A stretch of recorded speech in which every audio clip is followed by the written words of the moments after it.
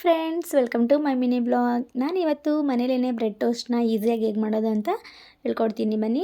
ಮೊದಲಿಗೆ ನಾನಿಲ್ಲಿ ಈರುಳ್ಳಿ, ಟೊಮೊಟೊ, ಕ್ಯಾಪ್ಸಿಕಮ್, 2 ಹಸಿಮೆಣಸಿನ್ಕಾಯಿ, ಸ್ವಲ್ಪ ಕೊತ್ತಂಬರಿ ಸೊಪ್ಪು, ಕ್ಯಾರೆಟ್ ಎಲ್ಲನೂ ಕಟ್ ಮಾಡಿಟ್ಕೊಂಡಿದ್ದೀನಿ. ಹಾಗೆಯೇ ಚಿಲ್ಲಿ ಪೌಡರ್, ಧನ್ಯ ಮಸಾಲ, ಗರಂ ಮಸಾಲ, ಹಾಗೆಯೇ ಸ್ವಲ್ಪ ಕಾಳು ಮೆಣಸು ಪುಡಿ, ಹಾಗೆ ಜೀರಿಗೆ ಪುಡಿನ ಮಿಕ್ಸ್ ಮಾಡಿ ಇಟ್ಕೊಂಡಿದ್ದೀನಿ. ಹಾಗೆ ರುಚಿಗೆ ತಕ್ಕಷ್ಟು ಉಪ್ಪು, ಹಾಗೆ ಸ್ವಲ್ಪ ಎಣ್ಣೆನ ಬಳಸ್ತಾ ಇದ್ದೀನಿ.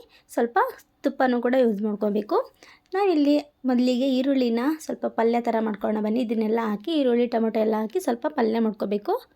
ನೋಡೋಣ. ಮೊದಲಿಗೆ ಬಾಣಲಿನ ಹಾಕಿ ಸ್ವಲ್ಪ ಕಾಯೋದಕ್ಕೆ ಬಿಟ್ಟು ಅದಕ್ಕೆ ಸ್ವಲ್ಪ ಒಂದು 2-3 ಸ್ಪೂನ್ ಆಗುವಷ್ಟು ಎಣ್ಣೆನ ಹಾಕಬೇಕು. ಅಲ್ಲಿ ಸ್ವಲ್ಪ ನಾನು ಸ್ಮಾಲ್ ಸ್ಪೂನ್ನ ಬಳಸ್ತಾ ಇರೋದ್ರಿಂದ ಸ್ವಲ್ಪ ಎಣ್ಣೆನ ಜಾಸ್ತಿ ಹಾಕಿರೋ ಥರ ಕಾಣಿಸುತ್ತೆ. ಆದರೆ ನಾನು ಸ್ವಲ್ಪನೇ ಎಣ್ಣೆನೇ ಹಾಕಿರೋದು. ಮೊದಲಿಗೆ ಇಲ್ಲಿ ಈರುಳ್ಳಿನ ಹಾಕ್ಕೋಬೇಕು. ಆದಷ್ಟು ಇದನ್ನು ಲೋ ಫ್ಲೇಮಲ್ಲೇ ಬೆಳೆಸಿ.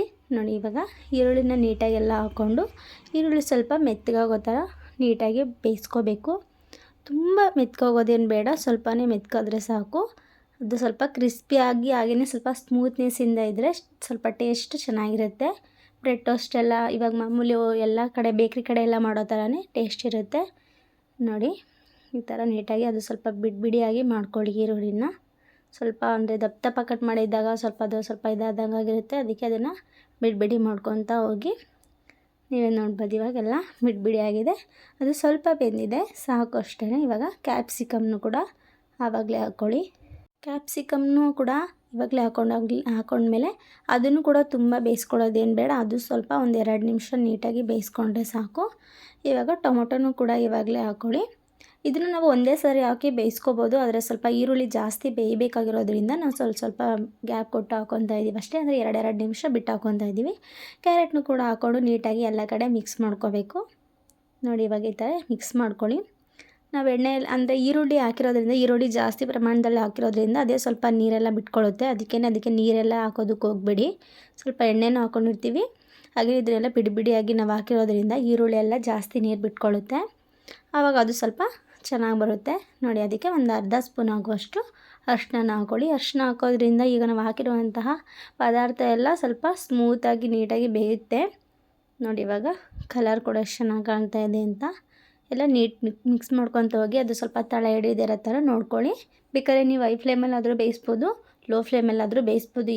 ಈ ಹಂತದಲ್ಲಿ ಅದನ್ನ ಸ್ವಲ್ಪ ತಳ ಹಿಡ್ದಿರೋ ಥರ ನೋಡ್ಕೋಬೇಕಷ್ಟೇ. ಇವಾಗ ನೋಡಿ, ರುಚಿಗೆ ತಕ್ಕಷ್ಟು ಉಪ್ಪು ಹಾಕ್ಕೊಳ್ಳಿ. ಹಾಕ್ಕೊಳ್ಳಿ. ಸ್ವಲ್ಪ ಜಾಸ್ತಿ ಆಗಿಬಿಡುತ್ತೆ, ಇಲ್ಲ ಕಮ್ಮಿ ಆಗಿಬಿಡುತ್ತೆ. ನಿಮಗೆ ಯಾವ ಕ್ವಾಂಟಿಟಿಲಿ ಮಾಡ್ತಿದ್ದೀವಿ ಅಂತ ಗೊತ್ತಿರೋರು ಒಬ್ಬೊಬ್ರಿಗೆ ಗೊತ್ತಿರುತ್ತೆ, ಅವ್ರು ಹಾಕ್ಕೊತಾರೆ. ಒಬ್ರು ಗೊತ್ತಿಲ್ದೇ ಜಾಸ್ತಿನೂ ಹಾಕ್ಕೋಬೋದು, ಹಾಗೆ ಕಮ್ಮಿನೂ ಹಾಕ್ಕೋಬೋದು. ಸ್ವಲ್ಪ ಟೇಸ್ಟ್ ಮಾಡಿ ಹಾಕ್ಕೊಳ್ಳಿ. ನನಗೆ ಯಾವ ಹದದಲ್ಲಿ ಮಾಡ್ತಿದ್ದೀನಿ ಅಂತ ನನಗೆ ಗೊತ್ತಿದೆ ಅಲ್ವ, ಅದಕ್ಕೋಸ್ಕರ ನಾನು 1 ಸ್ಪೂನ್ ಹಾಕ್ಕೊಂಡಿದ್ದೆ. ನೋಡಿ, ಇವಾಗ ನಂತರ ಅದಕ್ಕೆ ಕಾಳು ಮೆಣಸಿನ ಪುಡಿ ಹಾಗೆ ಜೀರಿಗೆ ಪುಡಿನ ಮಿಕ್ಸ್ ಮಾಡಿ ಇಟ್ಕೊಂಡಿದ್ದೆ. ನಾನು ಅಳತೆಗೆ ಇಟ್ಕೊಂಡಿದ್ದೆ, ಒಂದು ಅರ್ಧ ಸ್ಪೂನ್ ಹಾಕ್ಕೊಂಡಿದ್ದೆ. ಅದಕ್ಕೆ ನಾನು ಅದರ ಬೌಲಲ್ಲಿನೇ ಹಾಕ್ತಾಯಿದ್ದೀನಿ. ನೀವು ಬೇಕಾದ್ರೆ ಅಳತೆ ಗೊತ್ತಾಗಲ್ಲ ಅಂದರೆ ಸ್ಪೂನಲ್ಲಿ ಹಾಕ್ಕೋಬೋದು. ನೋಡಿ, ಇವಾಗ ಅದನ್ನು ಕೂಡ ಮಿಕ್ಸ್ ಮಾಡ್ಕೋಬೇಕು.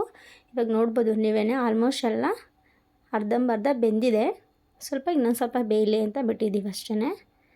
ನೋಡಿ, ಇವಾಗ ಒಂದು ಸ್ವಲ್ಪ ಲೋ ಫ್ಲೇಮಿಂದ ಸ್ವಲ್ಪ ಫ್ಲೇಮ್ನ ಜಾಸ್ತಿ ಮಾಡ್ಕೊಳ್ಳಿ. ಯಾಕಂದರೆ ಈರುಳ್ಳಿ ಎಲ್ಲ ಆಲ್ಮೋಸ್ಟ್ ಬೆಂದಿದೆ, ಇನ್ನೊಂದು ಸ್ವಲ್ಪ ಬೇಗ ಬೇಯಲಿ ಅಂತ ಅಷ್ಟೇ.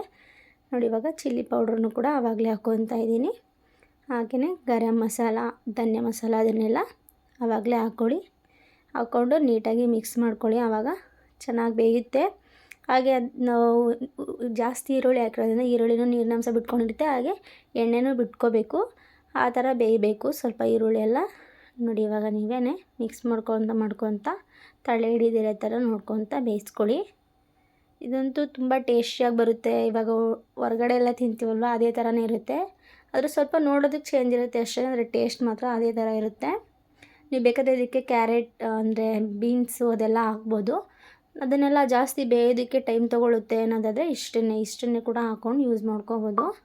ನೋಡಿ, ಇವಾಗ ಆಲ್ಮೋಸ್ಟ್ ಅರ್ಧಂಬರ್ಧ ಎಲ್ಲ ಬೆಂದಿದೆ, ನೀಟಾಗಿ ಮುಕ್ಕಾಲು ಭಾಗನೇ ಬೆಂದಿದೆ. ಅದಕ್ಕೇ ಸ್ವಲ್ಪ ಕೊತ್ತಂಬರಿ ಸೊಪ್ಪನ್ನು ಕೂಡ ಸೇರಿಸ್ಕೋಬೇಕು. ನೋಡಿ, ಸೇರಿಸಿ ಈ ಥರ ನೀಟಾಗಿ ಮಿಕ್ಸ್ ಮಾಡ್ಕೊಳ್ಳಿ. ಆಲ್ಮೋಸ್ಟ್ ನಾನ್ ಸ್ಟಿಕ್ ಇರೋದ್ರಿಂದ ಅದು ತಳ ಹಿಡಿಯೋದಿಲ್ಲ. ನಾವು ಬೇರೆ ಪಾತ್ರೆಯಲ್ಲಿ ಮಾಡ್ಕೊತೀವಿ ಅಂತಂದರೆ ತಳ ಹಿಡಿದ್ಬಿಡುತ್ತೆ. ಅದನ್ನು ಕೂಡ ಅಲ್ಲೇ ನಿಂತ್ಕೊಂಡು ನೋಡಿಕೊಂಡ್ರೆ ಆವಾಗ ತಳ ಹಿಡಿಯೋದಿಲ್ಲ. ಇವಾಗ ಫ್ಲೇಮ್ನ ಆಫ್ ಮಾಡಿ.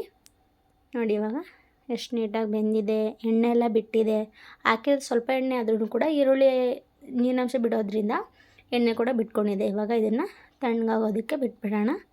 ಇವಾಗ ನಾವು ಟೋಸ್ಟ್ ಮಾಡೋದಕ್ಕೆ ರೆಡಿ ಮಾಡ್ಕೊಳ್ಳೋಣ ಬನ್ನಿ. ನಾನಿಲ್ಲಿ ಜಾಸ್ತಿ ಪ್ರಮಾಣದಲ್ಲಿ ಮಾಡ್ತಿದ್ದೆ, ಅಂದರೆ ಆವಾಗವಾಗ ಬೇಕಾದಾಗ ಮಾಡ್ಕೊಳ್ಳೋಣ, ಬಿಸಿ ಬಿಸಿಯಾಗಿ ಮಾಡ್ಕೊಳ್ಳೋಣ ಅಂದ್ಬಿಟ್ಟು ನಾನಿಲ್ಲಿ ಇವಾಗ ಎರಡು ಟೋಸ್ಟ್ ಮಾಡ್ಕೊತಾ ಇದ್ದೀನಿ ಅಷ್ಟೇ. ನೀವು ಇಲ್ಲಿ ತುಪ್ಪ ಬದಲು ಎಣ್ಣೆ ಕೂಡ ಬಳಸ್ಬೋದು, ಆದರೆ ತುಪ್ಪ ಹಾಕೋದ್ರೆ ಸ್ವಲ್ಪ ಟೇಸ್ಟ್ ಚೆನ್ನಾಗಿ ಬರುತ್ತೆ ಅಂತ ನಾನು ತುಪ್ಪ ಹಾಕ್ಕೊತಾ ಇದ್ದೀನಿ ಅಷ್ಟೇ. ಈ ಥರ ತುಪ್ಪನ ಎರಡೂ ಕಡೆಯೂ ಹಾಕ್ಕೊತ ನೀಟಾಗಿ ಮಿಕ್ಸ್ ಮಾಡ್ಕೋಬೇಕು. ಎರಡೂ ಕಡೆಯೂ ಹಾಕಿ ಒಂದೇ ಕಡೆ ಹಾಕೋದಕ್ಕೆ ಹೋಗ್ಬೇಡಿ. ನಿಮಗೆ ತುಪ್ಪ ಇಷ್ಟ ಇಲ್ಲ ಅಂದರೆ, ತುಪ್ಪ ಮನೇಲಿ ಇಲ್ಲ ಅಂದ್ರೂ ಕೂಡ ನೀವು ಬೇಕಾದರೆ ಎಣ್ಣೆನ ಬಳಸ್ಬೋದು. ನಾನು ತುಪ್ಪ ಬಳಸ್ತಾ ಇದ್ದೀನಿ ಅಷ್ಟೇ. ನಮ್ಮ ಮನೇಲಿ ತುಪ್ಪನ ಹಾಕಿದ್ರೆ ಇಷ್ಟಪಡ್ತಾರೆ, ಅದಕ್ಕೋಸ್ಕರ. ಹಾಗೆ ನನಗೂ ಕೂಡ ತುಪ್ಪ ಹಾಕಿದ್ರೇ ಇಷ್ಟ. ನಾನು ಆಲ್ಮೋಸ್ಟ್ ಜಾಸ್ತಿ ತುಪ್ಪನ ಇಷ್ಟಪಡಲ್ಲ, ಬರೀ ಬ್ರೆಡ್ ಟೋಸ್ಟಿಗೆ ಮಾತ್ರ. ಈ ದೋಸೆ ಇಡ್ಲಿಗೆಲ್ಲ ನಾನು ಹಾಕೋದಕ್ಕೆ ಇಷ್ಟಪಡಲ್ಲ. ಇವಾಗ ನೋಡಿ ಎಲ್ಲ ಕಡೆ ಹಾಕ್ಕೊಂಡು ಈ ಥರ ಮಿಕ್ಸ್ ಮಾಡ್ಕೊಳ್ಳಿ. ಎರಡೂ ಕಡೆಯೂ ಮಾಡಿಕೊಂಡ್ರೆ ಅದು ಸ್ವಲ್ಪ ಕ್ರಿಸ್ಪಿಯಾಗಿ ಬೇಯುತ್ತೆ. ಇವಾಗ ಎಣ್ಣೆ ಹಾಕೋದ್ರಿಂದ ಸ್ವಲ್ಪ ಎಣ್ಣೆ ಥರ ಅನ್ನಿಸ್ತಾ ಇರುತ್ತೆ, ಅದೇ ತುಪ್ಪ ಹಾಕೋದ್ರಿಂದ ಸ್ವಲ್ಪ ಸ್ವೀಟ್ನಂಶನೂ ಇರುತ್ತೆ, ಹಾಗೆ ಬೇಗ ಕ್ರಿಸ್ಪಿಯಾಗಿ ಬೇಯುತ್ತೆ. ಇವಾಗ ನೋಡಿ ನಾನು ಇವಾಗ 2 ಮಾಡ್ಕೊತಾ ಇದ್ದೀನಿ. 4 ಬ್ರೆಡ್ಗೂ ಕೂಡ ಈ ಥರ ಹಾಕ್ಕೊಂಡಿದ್ದೀನಿ. ಇವಾಗ ತವ ಇಕ್ಕಿದ್ದೀನಿ. ಬ್ರೆಡ್ ಟೋಸ್ಟ್ ಮಾಡೋದೇ ಇಲ್ಲ ನಮ್ಮ ಮನೆಯಲ್ಲಿ, ಅದಕ್ಕೋಸ್ಕರ ನಾನು ತವದಲ್ಲಿ ಮಾಡ್ತಾಯಿದ್ದೀನಿ ಅಷ್ಟೇ. ನೋಡ್ಬೋದು ಇವಾಗ ಸ್ವಲ್ಪ ತವ ಕಾದ್ಮೇಲೆ ಇವಾಗ ನಾವು ಬೇಯಿಸಿ, ಅಂದರೆ ತುಪ್ಪ ಹಾಕಿ ಇಟ್ಕೊಂಡಿದ್ದೀವಲ್ವ ಬ್ರೆಡ್ಡು, ಅದನ್ನು ಒಂದೊಂದಾಗಿಯೇ ಈ ಥರ ಹಾಕ್ಕೋಬೇಕು. ಇದನ್ನು ಲೋ ಫ್ಲೇಮಲ್ಲೇ ಇಟ್ಕೋಬೇಕು. ಹೈ ಫ್ಲೇಮ್ ಹಾಕ್ಬಿಟ್ರೆ ಬೇಗ ಸೀದೋಗ್ಬಿಡುತ್ತೆ. ಅಂದರೆ ಸೀದೋಗುತ್ತೆ ಅಂದರೆ ಸ್ವಲ್ಪ ಅದು ಸೀದೋಗಲ್ಲ, ಬಟ್ ಕ್ರಿಸ್ಪಿಯಾಗಿರುತ್ತೆ. ನೋಡೋದಕ್ಕೆ ಸೀದಿರೋ ಥರ ಕಾಣುತ್ತೆ ಅಷ್ಟೇ, ಆದರೆ ಸ್ವಲ್ಪ ಕ್ರಿಸ್ಪಿಯಾಗಿರುತ್ತೆ, ಚೆನ್ನಾಗಿರುತ್ತೆ ಸ್ವಲ್ಪ ಟೇಸ್ಟು. ನೀವೇನು ನೋಡ್ಬೋದು ಇವಾಗ ಎರಡೂ ಕಡೆಯೂ ಈ ಥರ ಉಲ್ಟಾ ಮಾಡ್ಕೊತ ಬೇಯಿಸ್ಕೊತಾ ಹೋಗಿ.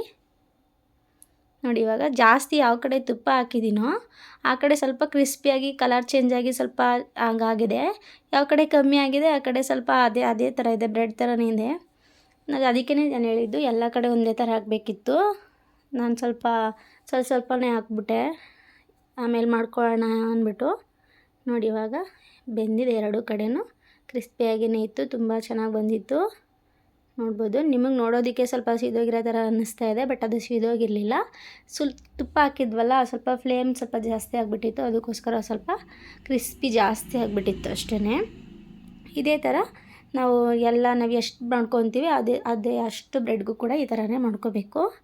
ಇವಾಗ ನೋಡಿ ಎರಡೂ ಕಡೆ ಎಲ್ಲ ಬೆಂದಿದೆ. ಇವಾಗ ಏನು ಮಾಡಬೇಕು ಅಂದರೆ, ಯಾವ ಕಡೆ ಬೆಂದಿದೆ ಜಾಸ್ತಿ, ಯಾವ ಕಡೆ ಸ್ವಲ್ಪ ಕಮ್ಮಿ ಬೆಂದಿದೆ ಅಂತ ನೋಡ್ಕೋಬೇಕು.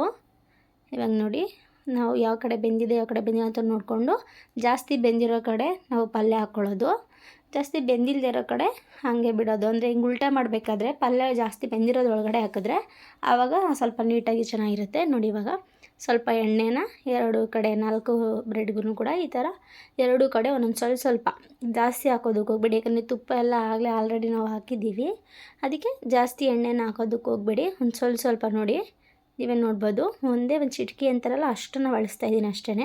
ಈ ಥರ ಇಟ್ಕೊಂಡಿರಿ. ಇವಾಗ ಇಲ್ಲಿ ನಾವು ಮಾಡಿಟ್ಟಿರುವಂಥ ಪಲ್ಯ ಕೂಡ ಪೂರ್ತಿಯಾಗಿ ಆರಿದೆ, ತಣ್ಣಗಾಗಿದೆ. ಇವಾಗ ನೋಡಿ ನೀವು ಎಷ್ಟು ಕಲರ್ಫುಲ್ಲಾಗಿ ಕಾಣ್ತಾ ಇದೆ ಪಲ್ಯ ಅಂತ.